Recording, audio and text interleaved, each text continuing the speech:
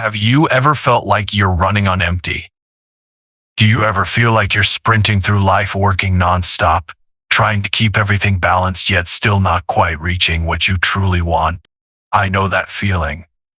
Some days you wake up, look in the mirror, and ask yourself, I've done everything I can, so why does it still feel out of reach? I've been there exhausted, stressed, and blaming myself for not doing more. We grow up with the idea that we must always push forward, work harder, achieve more, and never stop to breathe. Society tells you keep hustling, don't miss opportunities. Time waits for no one.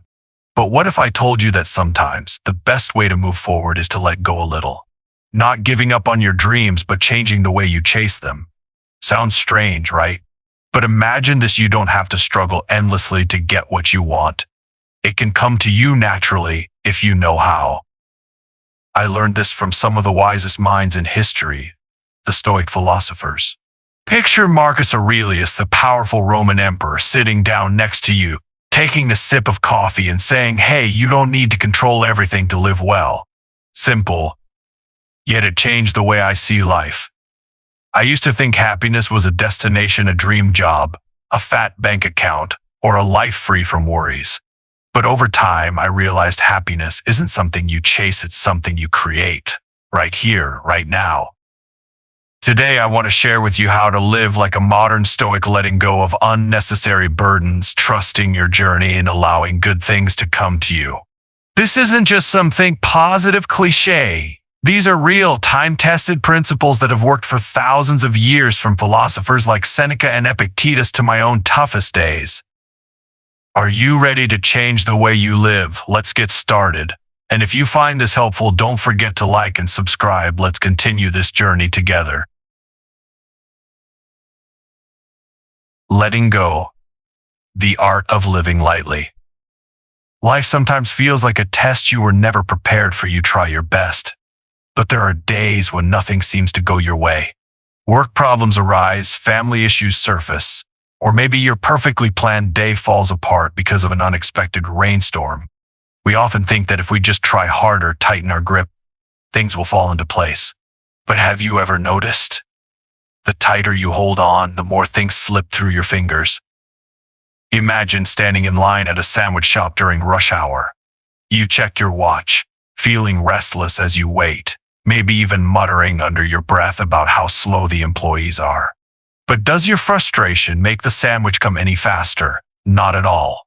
So why do we apply this same approach to bigger things in life, trying to control every detail, stressing over what's beyond our reach, and exhausting ourselves in the process?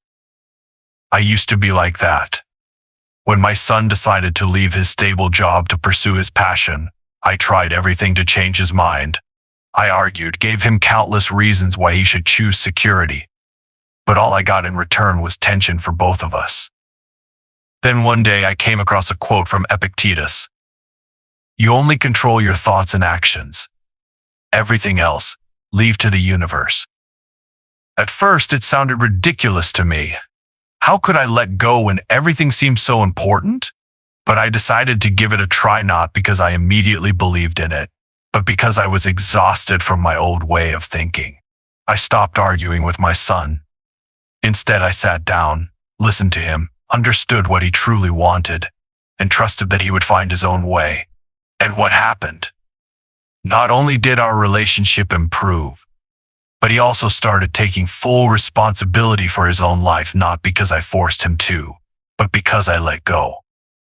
Letting go is not about abandoning responsibility, it's about releasing the pressure to control what you can't. Think back to a time when you tried to fix a relationship, a work project, or even a bad day. The more you tried to force a solution, the more stuck you felt. But when you took a step back, things often became clearer on their own. I used to obsess over finishing a major project on time. I worked late nights, checked every detail over and over, but the harder I pushed, the more mistakes I made.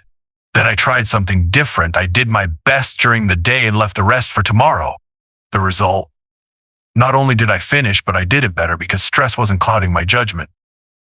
This is the wisdom that Stoics mastered, understanding that life is like a river. You don't have to swim against the current to get where you need to go.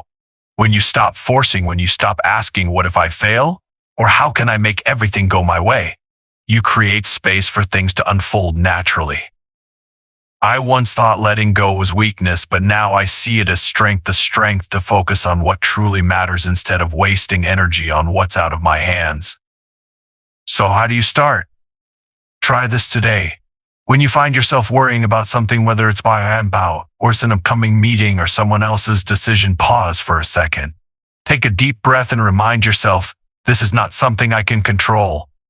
Then shift your focus to what you can do. Write a note, cook a good meal, or simply go for a walk.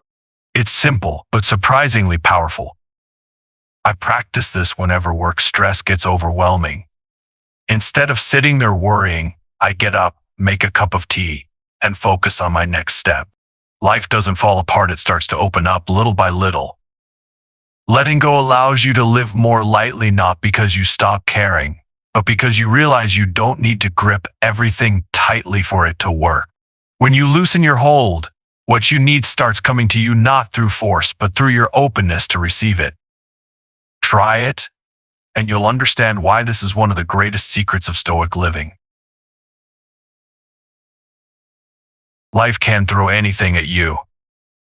Life can throw all sorts of things at you, from unexpected bills and bad work days to moments where you feel completely lost. But no matter what happens, there's one thing you always have control over: your mindset. This is not just empty words. Your mindset is the most powerful tool you have, and how you use it determines how you live through life's storms. Marcus Aurelius, who led an empire through war and chaos, wrote, "Your happiness depends on the quality of your thoughts." Let that sink in for a moment. It's not external circumstances, not money, not the weather, not what others say, but how you perceive everything that shapes your feelings about life. I used to think this was just a distant theory until I experienced it myself. Think back to the last time you had a bad day. Maybe your car broke down, or you received an annoying email from your boss. My first reaction was always letting my mind spiral. Why does this always happen to me? What did I do wrong?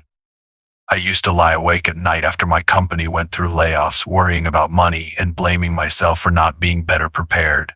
But the more I let my mind circle in fear, the more powerless I felt, like being trapped in an endless loop with no escape. Then I tried a different approach. Instead of drowning in worry, I asked myself, okay, what can I do right now? I started updating my resume, calling a few old friends to look for opportunities, and focusing on the small steps within my reach. I couldn't change the fact that my company had cut jobs, but I could change how I thought about it. The result? I found a new job, not instantly, but quickly enough to realize that my mindset had pulled me out of the pit.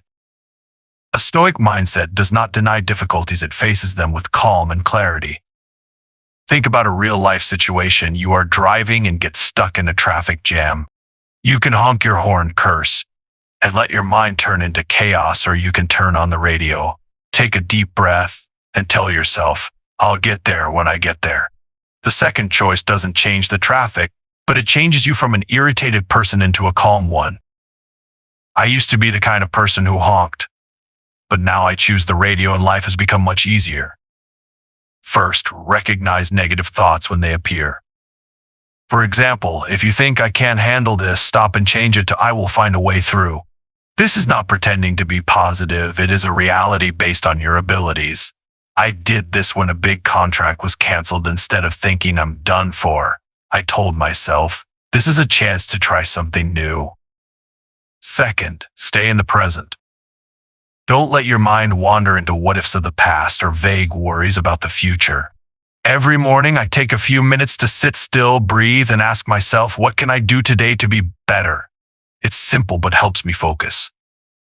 Finally, see difficulties as training exercises. They are not disasters, but opportunities to make you stronger. When my washing machine broke last week, instead of getting angry, I told myself, okay, I'll call a repairman, and while waiting, I can read a book. The result? The washing machine got fixed, and I learned something interesting from the book. Mindset doesn't change problems, it changes how you face them. I used to think happiness only came when everything was perfect, but now I know it starts in your mind.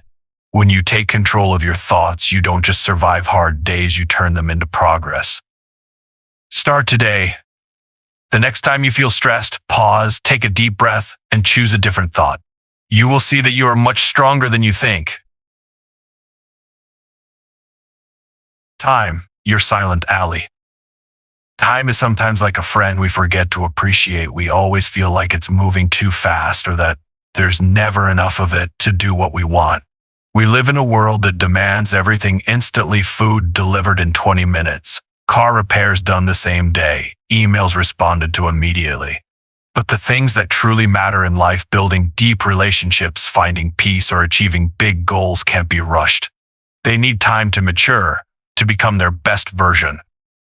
Seneca, one of the greatest Stoic thinkers, wrote, "Nothing great is created suddenly." This sounds simple, but it struck me so deeply that I had to stop and reflect. I used to be someone who was always racing against time.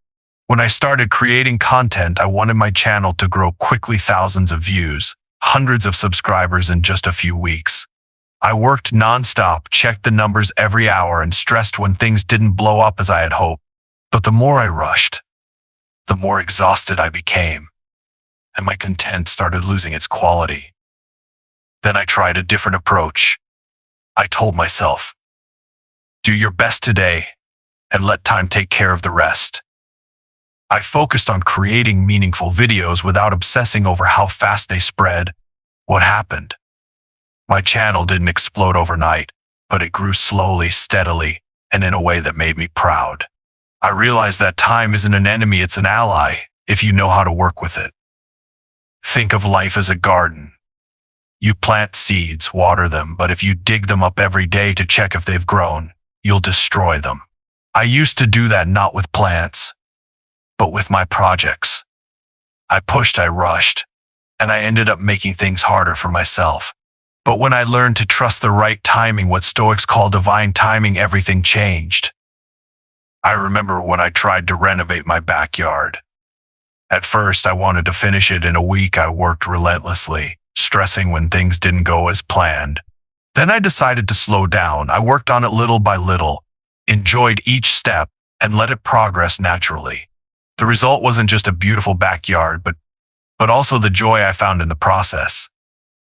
This is the big lesson. Patience is not just sitting around, it's taking action with faith that what you do today will bear fruit when the time is right. Think about a relationship you've built. You can't force someone to trust you instantly. You take time to listen, to share, and to let it grow. Life works the same way.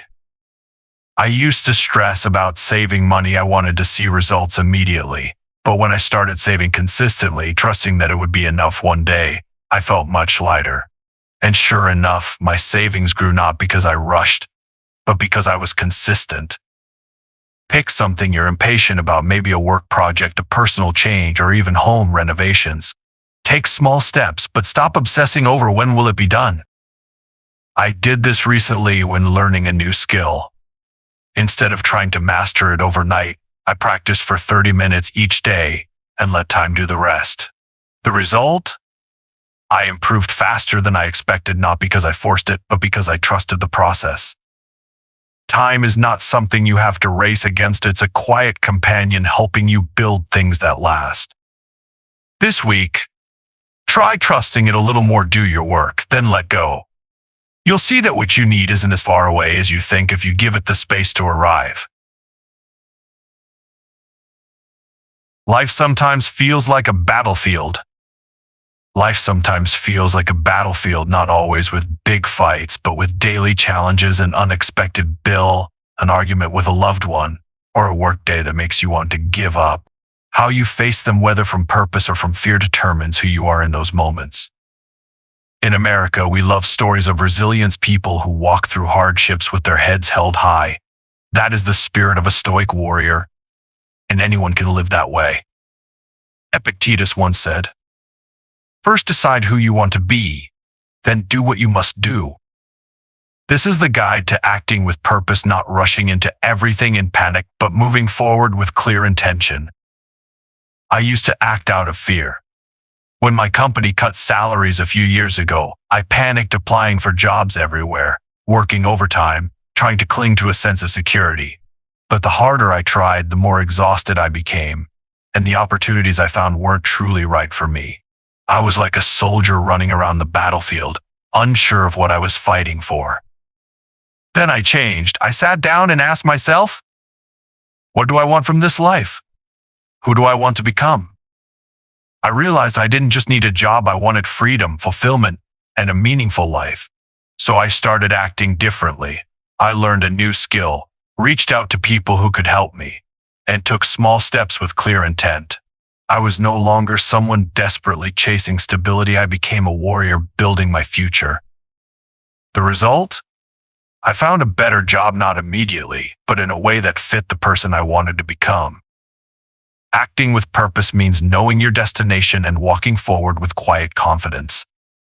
Acting from desperation means trying to patch everything up with fear, like trying to fix a relationship by forcing someone to change instead of listening to them. I once did this with a close friend. When we had a disagreement, I tried to convince him to see things my way, but it only made things worse. Then I tried a different approach. I made it my goal to understand him, not to win the argument.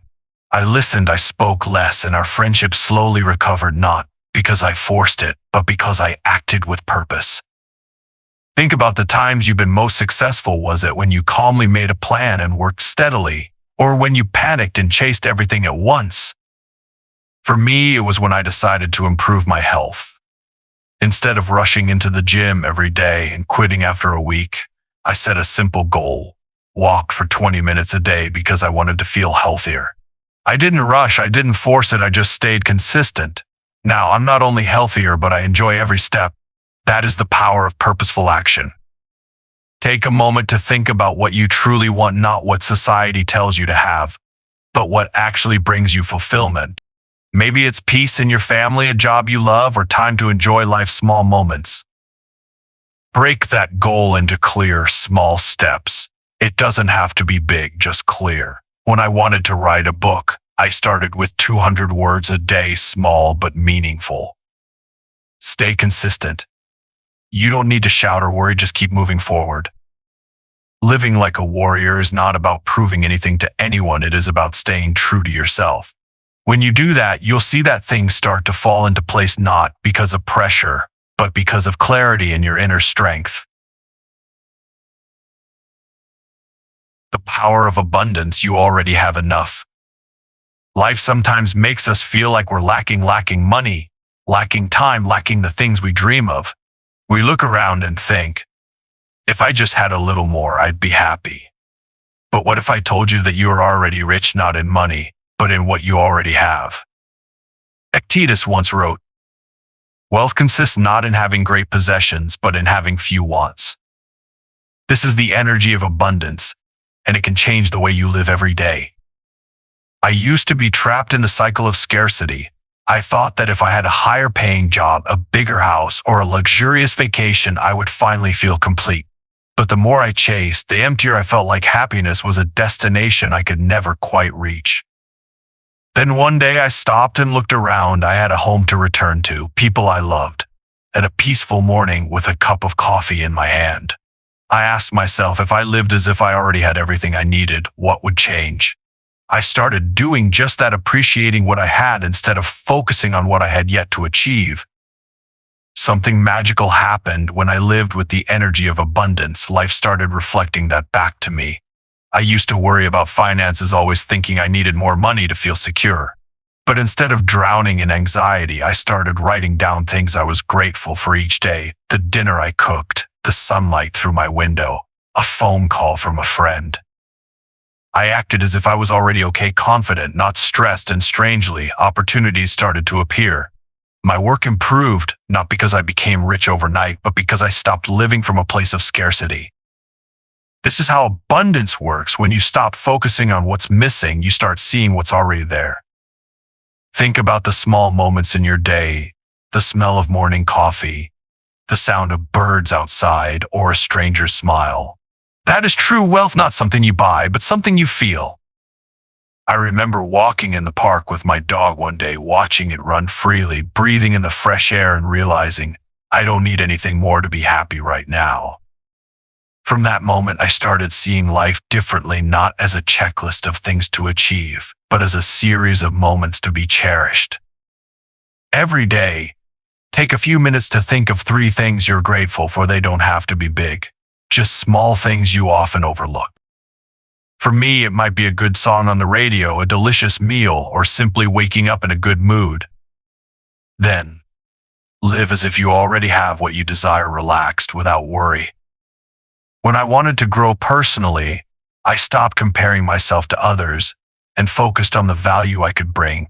I acted as if I was already successful, not arrogantly, but with quiet confidence, and people started to show up. Not because I begged for attention, but because I was living from a place of abundance. When you live as if you are already rich, you attract good things not by chasing them, but by being open to receiving them. Try it, be grateful today, and see what life brings you tomorrow. Do your best, then let go. Life sometimes feels like an equation with no final answer. You give it your all, yet you still can't control everything. We often feel the need to hold on to everything: work, family, health, and when we can't, we stress out and blame ourselves for not doing enough. But here's the biggest lesson I learned from Stoicism: do your best, then let go. Seneca once said, "Effort and patience conquer force and anxiety." This isn't about giving up, it's about trusting that you've done enough, and the rest will come on its own. I used to be someone who forced things too much. When my daughter struggled with schoolwork, I jumped in to fix everything, hiring tutors, checking her assignments every night, calling teachers for advice. But the more I tried, the more distant she became. She was frustrated, I was exhausted, and no one was happy. Then I tried Seneca's way. I helped when she needed it, offered advice when she asked, and then let go, trusting that she would figure it out. What happened? She started studying on her own, taking responsibility, and we became closer than ever. I realized doing your best and letting go isn't laziness, it's the strength of trust. You do what's within your control, save a little money, take care of yourself, build meaningful relationships, and then let life take care of the rest. Think of cooking a big meal. You gather ingredients, cook with care, but you don't stand there staring at the pot, waiting for the water to boil. You trust that it will be ready when the time comes. I applied this when I started writing a book a few years ago. At first, I forced myself to write for hours every day, stressing when I didn't make quick progress.